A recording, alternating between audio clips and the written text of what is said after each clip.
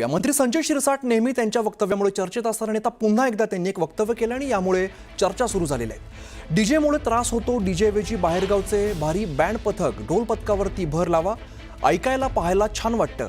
पैशांसाठी व्यासपीठावरती नेते आहेत, त्यांनी नाही दिले तर शेवटी मी आहेच, माझी बॅग उघडीच आहे।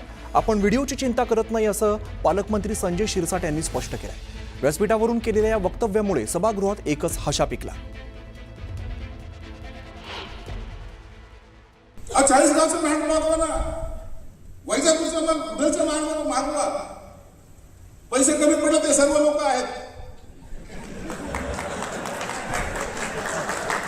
आणि काय नाही जमलं तर मी आहेच, बॅग माझी उघडीच आहे।